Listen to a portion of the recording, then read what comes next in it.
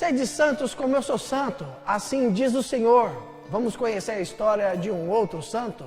Vamos conhecer a história hoje, dia 7 de janeiro, de São Raimundo Penhaforte. Olha, um espanhol de fibra. Esse homem viveu 100 anos.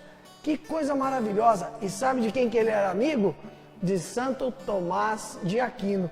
Tava ruim de amizade ele, né? Pois é, um dos maiores santos da Igreja Católica. Então vamos conhecer a história de São Raimundo Penhaforte.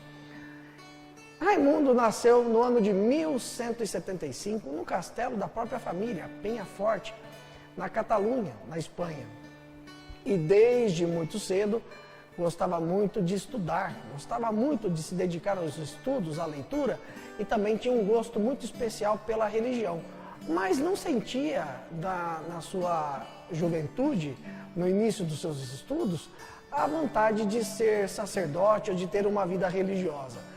Ele se formou em artes, foi professor com apenas 20 anos de idade de uma universidade em Barcelona, e muitos jovens iam buscar as suas aulas porque diziam que era realmente diferente. Ele era uma pessoa que tinha uma capacidade muito boa de passar o conhecimento.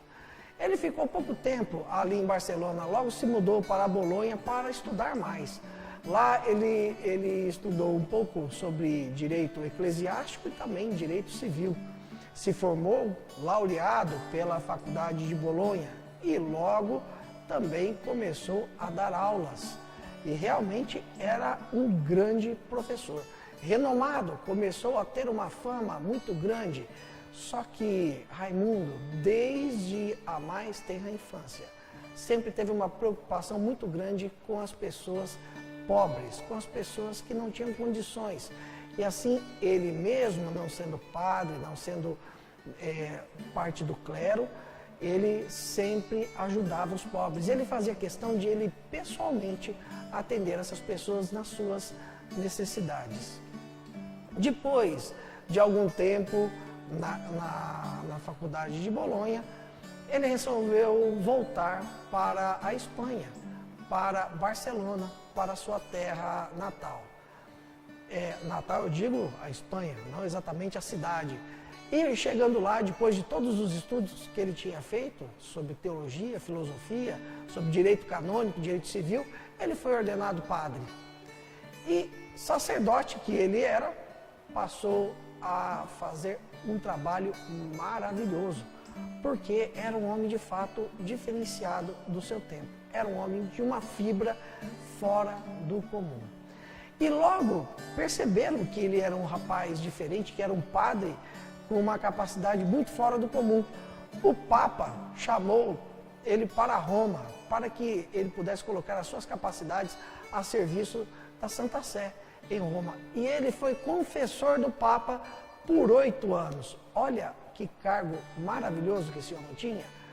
E quando ele estava em Roma, bem próximo ao Papa, ele percebeu que as pessoas mais pobres, principalmente os mais pobres, tinham uma dificuldade muito grande quando precisavam de alguma coisa do direito canônico junto à Santa Sé.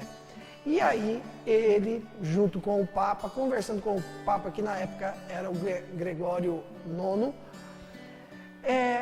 queria ver uma forma de fazer isso ser mais acessível, principalmente aos pobres. E assim, o Papa Gregório IX deu a ele autorização e pediu para que ele redigisse alguns decretos para que se tornasse mais fácil, mais acessível o direito canônico, principalmente às pessoas mais necessitadas. Essa obra ficou muito famosa e é utilizada até hoje, e é conhecido como os Decretais de Gregório IX. Depois de um tempo lá, ele novamente resolveu sair de Roma e voltar para a Espanha. Voltando para a Espanha, ele percebeu que tinha muito a se fazer, principalmente com os pobres, que havia muito o que se fazer em relação à fé naquele lugar. Ele, amigo de Pedro Nolasco, São Pedro Nolasco, o ajudou a escrever os fundamentos, a constituição de uma congregação que Pedro Nolasco estava fundando, chamado os Mercedários. Não é mercenários, é mercedários, porque eles eram uma ordem de Nossa Senhora das Mercês para a salvação dos cativos. Era uma ordem, uma congregação, que tinha como principal carisma salvar cristãos que eram escravizados ou que eram presos pelos muçulmanos. Presta bem atenção nisso. Ele ajudou a escrever a constituição desta ordem que salvava cristãos das mãos dos muçulmanos, que naquela época haviam invadido a Espanha. Muito bem, ele fez isso e quando ele voltou para a sua terra natal, quando ele voltou para a Espanha, ele começou a ter contato com os dominicanos que recém haviam chegado no seu país. E ele gostou muito da forma como era a vida de oração, a vida de estudos dos dominicanos. E ele resolveu entrar para a ordem dominicana. Já um senhor, já era um padre de uma certa idade, resolveu entrar para a ordem dos dominicanos. E ele percebeu a sua vocação, o seu carisma para a ordem tão grande, que pouco tempo depois que ele estava dentro da ordem, o superior da ordem faleceu. E ele foi eleito superior da ordem dominicana. Ele passou 2 anos visitando cada mosteiro dominicano de toda a Espanha e de toda a Europa a pé. Ele ia de mosteiro em mosteiro durante 2 anos. Era um senhor de idade já, o nosso querido Raimundo Penhaforte.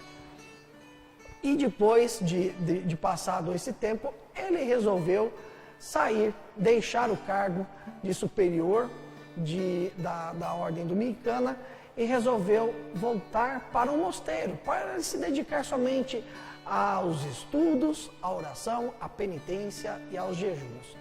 Esse período disse que foi o período em que mais graças Deus operou através de Raimundo na vida das pessoas. Foram muitos milagres, muitas revelações. Era um homem, de fato, com muitos dons espirituais. E ele os colocou em prática, os colocou a serviço de Deus. Depois de passado todo esse tempo em que ele se recolheu, estudou mais um pouco, fez penitência, jejuns, ele já tinha 70 anos de idade, inspirado por Deus, pelo Espírito Santo, resolveu voltar às aulas, voltar a dar aulas. Era normalmente uma idade em que nós pensamos em nos aposentar, não é? É uma idade em que normalmente as pessoas já querem estar parando. Foi aí que ele foi produzir um pouco mais. Ele fundou escolas, mosteiros, por toda a região por onde ele passou. E realizou muitas e muitas coisas ainda como professor.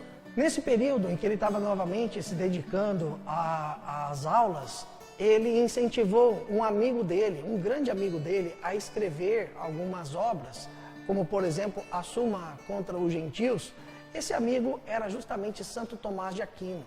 E também ele o incentivou a que ele estudasse mais, que ele buscasse desenvolver mais esse dom da sapiência que ele tinha, porque via em Santo Tomás realmente um homem diferenciado. E o ajudou, o motivou a ser o grande santo e que ele realmente foi.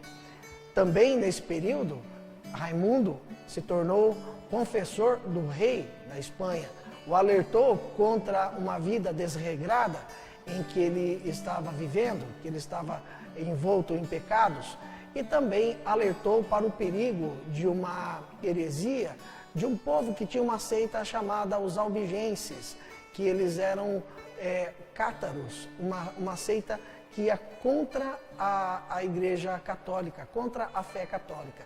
O rei atendeu aos pedidos de Raimundo e esse povo foi expulso daquela região da Espanha. E após uma vida de muito sacrifício e de muitos resultados e de muito sucesso na evangelização, na educação e também em colocar os seus dons à disposição de Deus, Raimundo, com 100 anos de idade, faleceu no dia 6 de janeiro de 1275.